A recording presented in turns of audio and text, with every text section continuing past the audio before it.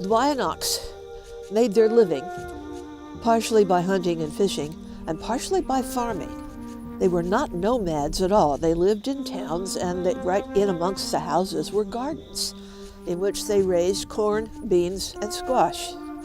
Europeans were not used to our corn at all and found it rather interesting and soon began buying it.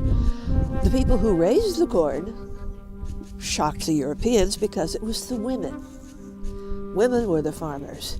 It was the men who did the hunting and most of the fishing. But the farmland was controlled by the women.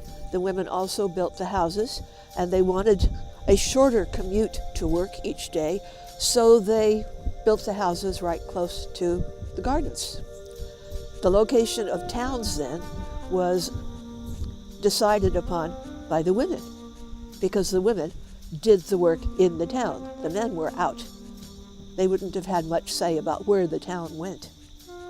But the center of everything was the water, because everybody was in and out of the water. Water was also a major source of their food, with fish and shellfish of various kinds. So they were constantly going to the water just to get part of that night's supper. Water was central. They had to have waterfront towns.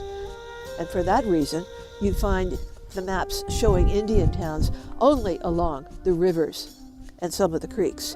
You don't find Indian towns way back away from the river. That was hunting territory. It was public hunting land. So you're not going to find Indian towns back there. The Weyanoke Indians only appear for a few decades in the records in Virginia. This didn't mean that they got massacred by anybody. They didn't. It doesn't mean that they died out. They didn't. It means that they moved. They continued living on their James River land on both sides of the James River. Beautiful farmland there, by the way, some of the best in the state. The Indians knew how to find good farmland, but they had to move away from it after the war with the English of 1644 to 46.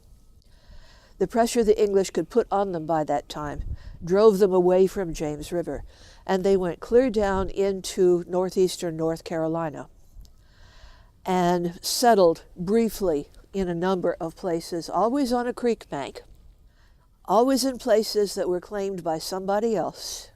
And eventually they simply gave the thing up and they merged with another tribe. The people they merged with were the Nottoways.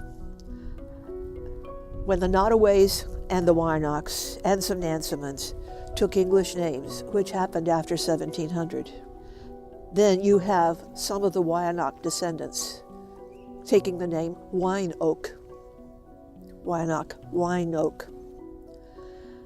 And eventually that name died out, but the people would have had descendants. Eventually the Nottoways dispersed altogether, and there are Nottoway descendants all over the United States. And some of them have got some Weanoc ancestry.